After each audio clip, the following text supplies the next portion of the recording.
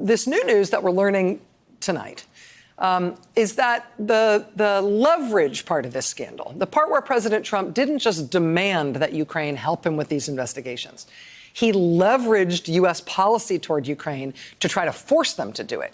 He put a hold on Ukraine's crucial military aid from the United States government while he was trying to pressure them into doing these investigations for him. That part of the scandal, the leverage part of the scandal, the withholding military aid from Ukraine part of this scandal, we are learning tonight for the first time that apparently caused two different officials in the Office of Management and Budget, two different people who were involved in that process of Trump holding up that military aid. It caused them to quit their jobs rather than be part of this, apparently. The news comes from this deposition, which was just released tonight from the impeachment committees. It's the testimony of Mark Sandy, who's a career staffer, incidentally a military veteran, also a veteran official at the Office of Management and Budget at OMB. And this is where he breaks that news. He is asked by committee counsel, quote, "Are you aware of anyone resigning or leaving OMB under any circumstances, at least in part because of the manner in which OMB was handling Ukraine's security assistance?" Answer: I'm aware of one colleague who left in September. I'm always reluctant to speak to someone else's motivations. Question: well, did you speak with this person who left in September about their departure from OMB? Answer: yes, I did. Question: and did that person express to you, either in that conversation or in any other prior conversations, their position with regard to Ukraine's security assistance? Answer: yes. This individual did express frustrations. He expressed some frustrations about not understanding the reason for the hold. That's my recollection. Question: was this individual within the legal division? Answer: no. Question: are you aware of any individual in the legal division resigning or leaving OMB? Answer: oh. Question: at least in part because of Ukraine's security assistance? Answer: oh. Yes, I am.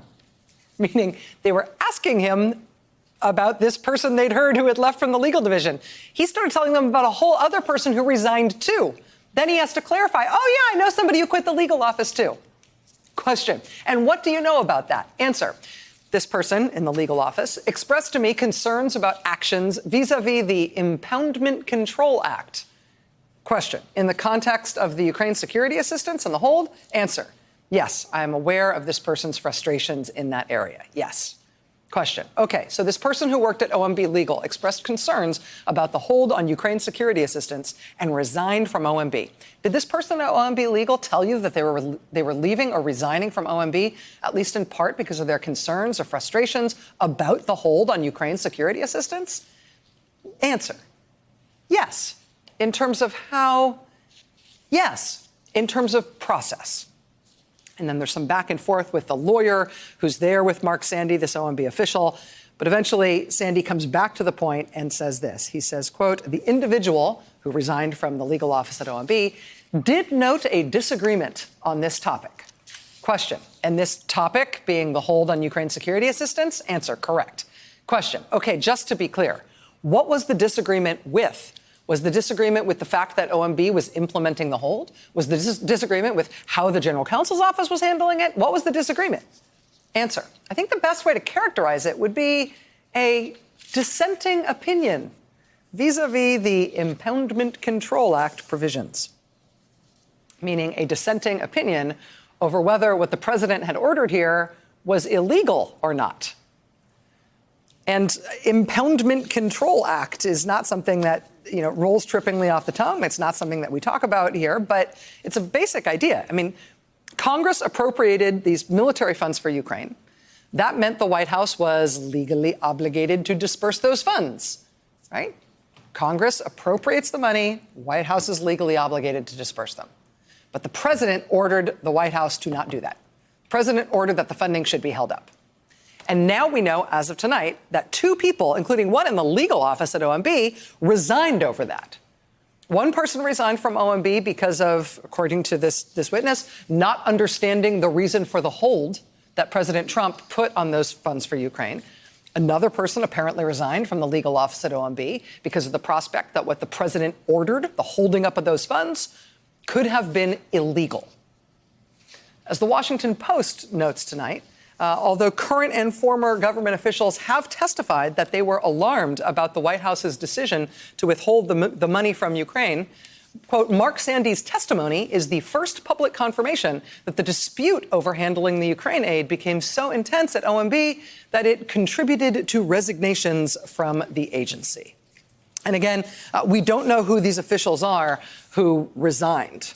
The questioning here, like I mentioned, kind of makes it seem like the impeachment investigators knew that there was somebody in the legal office who quit in protest, but they maybe didn't know that a second official also quit as well. So they're asking about the person from the legal office. The guy volunteers that somebody else he knew quit over this as well. So this is news tonight. Again, we don't know the names of these officials who quit. But the questions about the potentially illegal nature of what the president was ordering up here appear to have not been niche concerns. They appear to have been widespread among officials who know how this sort of stuff is supposed to work under the law. For example, there's this portion of Mark Sandy's deposition where the investigators ask him about his own contact with an official who seems to be at the Pentagon, an official whose name is redacted. Question. She was expressing not only her own concerns, but was expressing the concerns of other staff? Answer from Mark Sandy. That's correct. Question. And what were those concerns? Answer. The concerns were vis-a-vis the Impoundment Control Act. So that appears to be a Pentagon official speaking on behalf of herself and her staff, raising concerns about the potential illegality of this military hold from the president. Then right after that, there's another official whose name is also redacted. Mark Sandy says, quote, I'm aware of one individual in the Budget Review Division who expressed similar concerns. Question. OK, were those concerns expressed to you? Answer. On one occasion that I definitely recall. Yes. Question. OK. And who was that individual at BRD? Answer. Name is redacted. Question. What did that redacted person's name tell you? Answer. She made a general comment that reflected a concern about the apportionments. Question. What was her concern about the apportionments? Answer. Her concern was vis-a-vis the Impoundment Control Act, vis-a-vis the law that says once Congress has appropriated these funds, the White House can't just hold them up for whatever reason. I mean, we also know from this new testimony tonight that the witness himself, Mr. Sandy himself, also raised concerns about that law, about the possibility that what the president was trying to do here, withholding this aid to Ukraine, was an illegal act. After a Trump appointee named Michael Duffy told Mark Sandy to sign the paperwork, officially putting a hold on the aid to Ukraine, Mark Sandy says this, quote, so on that day, I emphasized that would raise a number of questions that we would need to address. And so I advised that we would want to consult with our Office of General Counsel on those questions first. So we know as of tonight that at least two people in the Office of Management and Budget quit over what the president was doing, holding up this aid to Ukraine. Mark Sandy himself doesn't quit over him sharing these concerns that this might be an illegal act by the president. But he is concerned that this might be illegal. And he says so to his boss. He says he wants to go to the lawyers on this. Well, of course, in this scandal, that will not do. And so the way this unspools, and the way we can now see in a way that we didn't know about before this deposition tonight, the way this unspools is that the president has ordered this hold up on the aid. The career staff that are supposed to execute an order like that, they all raise red flags. You want us to do what now? Isn't that illegal? I think we're going to need to run this by the lawyers. The White House responds to that, we now know, by taking the career staff member who's literally supposed to sign the paperwork to hold up the money, Mark Sandy, they took him off this job. This part of his job where he signs off on the money either being dispersed or held up, that part of his job is taken away from him. So a Trump political appointee, Mr. Duffy, can do it instead. And according to OMB staffers, this is apparently unprecedented. And, you know, circumstantially, this unprecedented act of putting this political appointee in charge of holding up or dispersing the money, taking the career staffers off and instead putting in a Trump appointee, the former executive director of the Wisconsin Republican Party, putting that guy in charge of dispersing the money instead of the technocrats who usually do that sort of stuff. Circumstantially, that replacement, taking the career guy out, putting the political guy in, that appears to have been an effort to seamlessly continue to carry out this order of the president to withhold the aid, despite the expressed belief by the senior staff at the agency that those orders from the president were illegal. If you've got career staffers who are starting to squeak about whether or not they're going to carry out this potentially illegal order of the president, well, you might want to get them out of the way. Put in somebody who's not going to squeak. And we now know that that was the order of events. And we now know that there is an overt paper trail for all of it. And that's the other thing that's new here tonight. Question. Did you hear of any questions that were being raised by OMB about Ukraine's security assistance at the end of June or the beginning of July? Answer, yes. Can you describe what you heard? I heard that the president had seen a media report and he had questions about the assistance. When did you hear that the president had seen a media report and had questions about the assistance? On June 19th. Do you know what the media report what that media report was? Answer, I don't recall the specific article. Question, who told you that the president had these concerns or these questions? Answer, Mike Duffy. And that was a conversation you had with Mr. Duffy on June 19th? I believe actually it was an email. Oh, what exactly did Mr. Duffy say, to the best of your recollection, in that email? He said that the president had questions about this press report and that he was seeking additional information. So that's June 19th. And according to this deposition that we just got tonight, according to this testimony on June 19th, there is an email that proves that the order to start questioning the military aid to Ukraine is from the president personally. The president has reportedly seen something in the media about the U.S. giving aid to Ukraine. That sparks him having questions about that aid. We don't exactly know what he might have seen in the media. I can tell you that there was this Defense Department press release the previous day on June 18th announcing the U.S. military aid for Ukraine. So maybe he saw that press release or maybe he saw something in the press about that bugged him. Regardless, that's when the paper trail starts. The president expressing concerns about military aid to Ukraine. Then our witness, Mark Sandy, goes on vacation for a while. He goes on vacation early July, comes back July 18th. As soon as he's back from vacation, big news in his office. His boss comes to talk to him. This political appointee, Michael Duffy, comes to talk to him and tells him now, since he's been on vacation, it's now no longer just the president asking questions about the aid to Ukraine. The president is now ordering that aid to Ukraine be stopped. And again, there's a paper trail.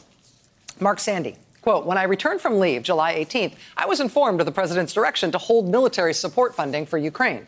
Who communicated that to you? Mike Duffy. He shared that he had communicated this direction to the Department of Defense. He being Mr. Duffy? Yes, Mr. Duffy. Okay. He also expressed a desire to create an apportionment that would implement the hold. You have to put it in writing, right? The president can't just hold the aid by dint of a verbal order. This is money appropriated by Congress. He has to actually direct people to sign things and commit official acts to hold the aid.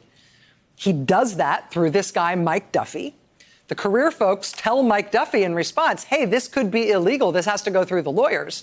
And so what happens next? Well, Mike Duffy takes over this job himself. So the career officials who are telling him this might be illegal won't be the ones who are being ordered to do it. Question, did you ever have any conversations with anyone other than Mr. Duffy about the fact that this apportionment approval authority was being taken away from you?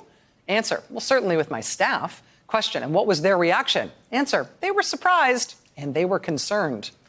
Question, in your career at OMB or otherwise, are you aware of any other political appointee being given the responsibility to authorize apportionments, as happened here with Mr. Duffy? Answer, no, I'm not aware. Question, am I correct that never in your career at OMB has that precise situation occurred? Mr. Sandy, that's correct. So, all right, first, it's the president himself who orders the hold on military aid to Ukraine, while it is the president himself simultaneously pressuring Ukraine that they need to give him these investigations he wants to help him for 2020. right? The president himself questioning the aid to Ukraine, ordering the hold on Ukraine, that's in writing now, we now know. Second, at least 2 officials at the White House resigned over the president putting this hold on military aid to Ukraine. Third, multiple officials overtly expressed that the hold might be illegal, including telling the guy the guy they were telling to sign the paperwork to implement the hold. He's one of the people who told them, hey, this might be an illegal thing you're asking me to do. I think we should bring this to the lawyers. In response, that guy was replaced by a Trump appointee who had said that this was the president's wish, who had ordered it done, and who had been advised by these career staffers that this might be an illegal thing. He's the one who took it over himself. And there is a paper trail for all of these pieces of the process. I mean, there's like a million instances like this just in this one deposition that was released tonight. But I'll just look at one of them. This is, I mean, there's a million instances in this testimony where they just spell out the paper trail and how to find it, right? No wonder the White House is totally stonewalling the impeachment investigation and is not handing over any paper. It turns out there's tons of paper. It turns out they really did do all of this stuff by email and discuss it in real time in records that were retained that are currently being held by the White House. I mean, this is like jackpot testimony for investigators. Just as an example, look at this part of it. Question. So this July 12th email from Mr. Blair in the White House Chief of Staff's office, what did it say? Answer. To the best of my recollection, it said that the president is directing a hold on military support funding for Ukraine. What else was in the email? Nothing that I recall. Was any other country mentioned? No. Any other security assistance package? No. Any other aid of any sort? Not to my recollection. Any other topic at all in this email? No. To whom did Mr. Blair in the White House Chief of Staff's office send this email? To Mr. Duffy. And who else was on the email? I don't recall anybody else being copied. Mr. Duffy then forwarded this email to you? Correct. To the best of your knowledge, has that email been retained by OMB? Yes. Was there anything else in this email string, or was it just that one communication you've already described? That was the only communication. Question. Okay. And what did you do with that email? Answer. I retained it. The email sent from the White House Chief of Staff office making clear that the direction for the hold on the military aid from Ukraine came directly from the president. Oh, yeah, they sent that to Mike. Mike forwarded it to me. I retained it. Of course I did. That communication exists. It is retained. It is the proof, in this case, of who did it. Right? And what that sounds like to investigators is a dinner bell ringing. Come and get it. They didn't just do it out loud. They typed it, and those communications are retained. Hey there, I'm Chris Hayes from MSNBC. Thanks for watching MSNBC on YouTube. If you want to keep up to date with the videos we're putting out, you can click subscribe just below me, or click over on this list to see lots of other great videos.